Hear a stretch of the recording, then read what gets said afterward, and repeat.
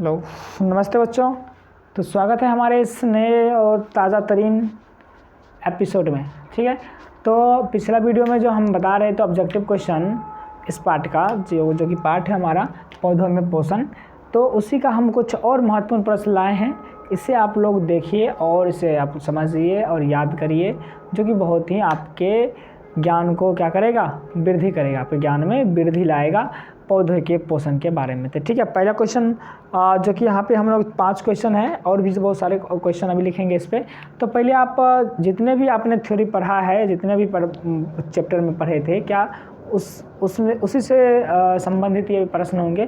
तो आप लोग पहले सोचिए कि आपको ये प्रश्न आते हैं, फिर उसके बाद हम आंसर जो देंगे उसके साथ आप अपना आंसर मैच करिए कि सही है आपका, फिर बताइए कि आपका आंसर सही है गलत। ठीक है, तो पहला यहाँ पे प्रश्न है हमारे पास कि पोषण के 2 प्रमुख प्रकार कौन कौन से हैं। पोषण के 2 प्रमुख प्रकार कौन कौन से हैं, इस बात पे आपको आंसर देना। तो बताइए कि आपको पता है आंसर। देखिए, पोषण के हमें बताए थे 2 प्रकार हैं, तो वो कौन कौन से हैं। तो पहला है स्वपोषण, क्या है, स्वपोषण, और दूसरा क्या है बच्चों बताना, हाँ, परपोषण। दूसरा कौन सा है, परपोषण। पहला स्वपोषण और दूसरा परपोषण। ठीक, अगला क्वेश्चन है हरे पौधे में किस प्रकार का पोषण है। जो हरे पौधे होते हैं उसमें किस प्रकार का पोषण होता है, बताना जरा। तो हरे पौधे में होता है स्वपोषण, अर्थात वो अपना भोजन खुद बना लेता है ना।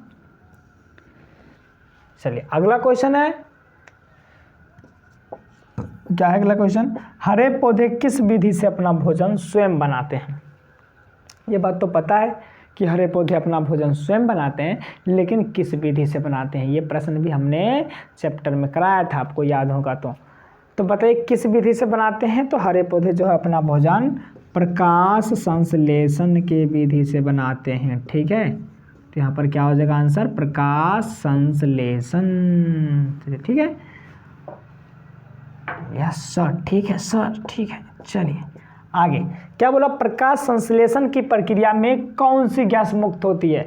याद है, प्रकाश संश्लेषण की प्रक्रिया में कौन सी गैस मुक्त होती है, अर्थात कौन सी गैस निकलती है। तो प्रकाश संश्लेषण में जो है ऑक्सीजन निकलती है, पता है ना आपको। तो प्रकाश संश्लेषण में क्या निकलती है, ऑक्सीजन, और ऑक्सीजन गैस निकलती है, और ऑक्सीजन गैस को हम लोग बोलते हैं O2। क्या बोलते हैं, O2 बोलो या O2 बोलो। ठीक है, ये अपना ऑक्सीजन का संकेत है। ऑक्सीजन का संकेत O होता है, ऑक्सीजन गैस का क्या होता है सूत्र, O2। तो इस तरह से आप याद रखिएगा, चाहे O2 बोले चाहे ऑक्सीजन गैस बोले, बात एक ही है। चलिए क्या करा, हरे पौधे को भोजन के संश्लेषण में किस गैस की आवश्यकता होती है। हरे पौधे को जो है भोजन के संश्लेषण मतलब क्या होता है, यानी बनाने में। तो हरे पौधे को भोजन को बनाने में कौन सी गैस की आवश्यकता होती है। हमने आपको जब प्रकाश संश्लेषण पढ़ा रहे थे तो उसमें बताया था, समीकरण बताया था कि कार्बन डाइऑक्साइड, जल ये वगैरह वगैरह बना करके ऑक्सीजन, कार्बोहाइड्रेट ये सब बनाता है। याद है आपको, पिछला कॉपी में जाकर के देख लीजिएगा। तो क्या पूछ रहा है कि हरे पौधे में भोजन के संश्लेषण में किस गैस की आवश्यकता होती है। तो आंसर हो जाएगा कार्बन डाइऑक्साइड।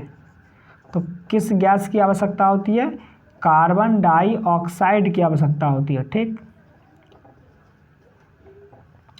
जिसे हम लोग CO2 से सूचित करते हैं। कार्बन डाइऑक्साइड को किस चीज़ से सूचित करते हैं, CO2। तो आशा करते हैं कि आपको ये 5 क्वेश्चन समझ में आ गया होगा। तो फटाफट इस क्वेश्चन को आप लिख लीजिए और घर से याद करके आइएगा। तो चलो बच्चों, हमने पिछला स्लाइड में हमने 5 क्वेश्चन कर लिया, 5 क्वेश्चन फिर करते हैं। तो पहला क्वेश्चन है हमारे पास कि प्रकाश संश्लेषण में हरी पत्तियां जिन छिद्रों से CO2 ग्रहण करती है वे क्या कहलाती है।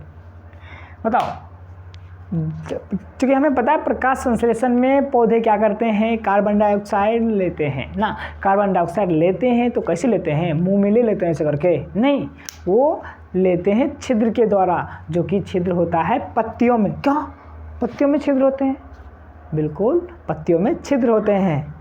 जो कि आपको दिखाई नहीं देते हैं, जो बहुत छोटे छोटे होते हैं।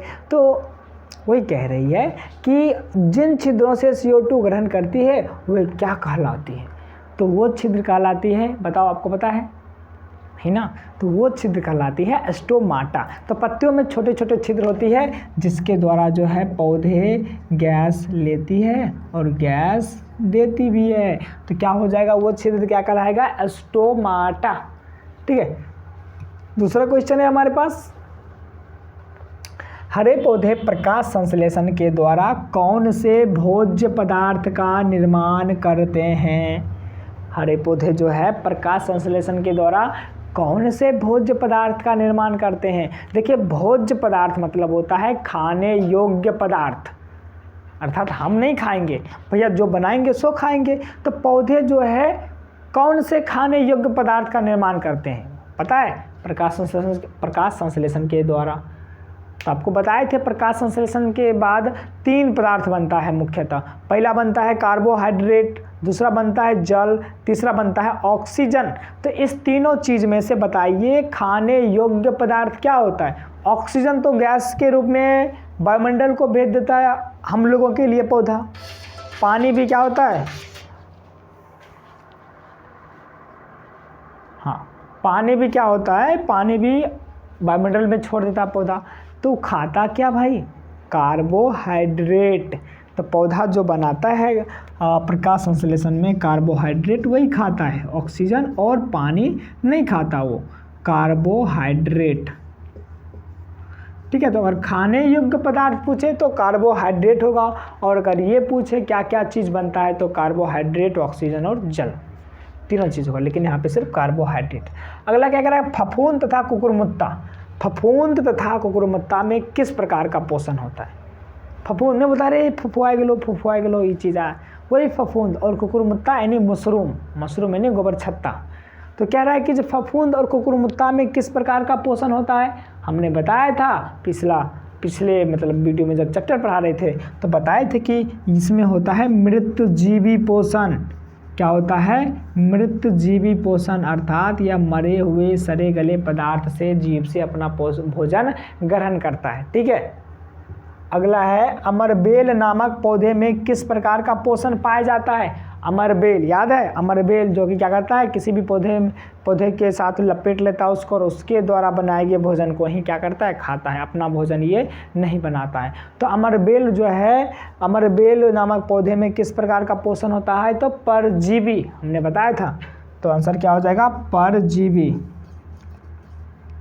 अगला है कीटहारी पौधा का एक उदाहरण है। कीटहारी अर्थात जो कीड़ा मकोड़ा को खा जाए, जो कीड़ा मकोड़ा खा जाए वैसा पौधा कौन सा है? तो हो जाएगा घटपर्णी। क्या हो जाएगा? घटपर्णी या कलश का पौधा, या क्या हो जाएगा? कलश का पौधा।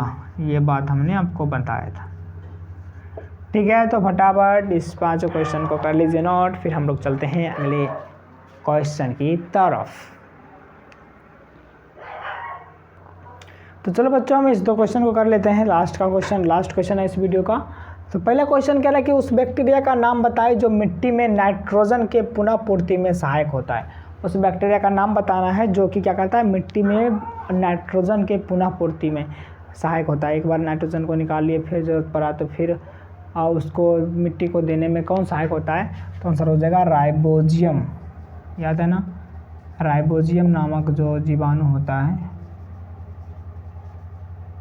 वह मिट्टी में नाइट्रोजन को पुनः पूर्ति में सहायक करता है।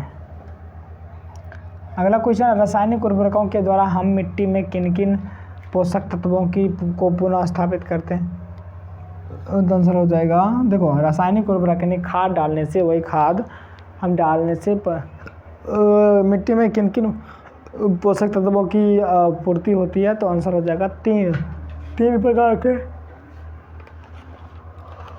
3 पोषक तत्वों की पूर्ति अब होती है मुख्यतः। पहला है अपना नाइट्रोजन। पहला क्या है? नाइट्रोजन।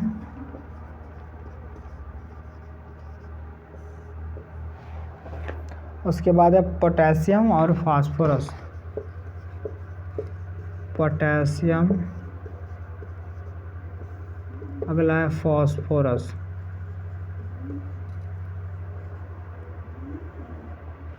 ठीक है। तो ये मुख्यतः रासायनिक उर्वरक यानी खाद डालने से यूरिया जो भी अगर वगैरह DAP है पोटाशियम मिला हुआ है मतलब चल रहा है आजकल ट्रेंडिंग में जो है, तो उसमें मतलब 3 प्रकार वो जब मिट्टी में डालते हैं तो 3 प्रकार के मुख्यतः पोषक तत्व वो मिलते हैं मिट्टी को। पहला नाइट्रोजन, दूसरा पोटासियम और अगला फास्फोरस। तो फटाफट इस दोनों क्वेश्चन को लिख लीजिए और तब तक के लिए मैं लेता हूँ आपसे अलविदा, है कि ये क्वेश्चन ख़त्म हो चुका है। अब दूसरे वीडियो में हम लोग और भी बहुत सारे क्वेश्चन करेंगे इसी चैप्टर का।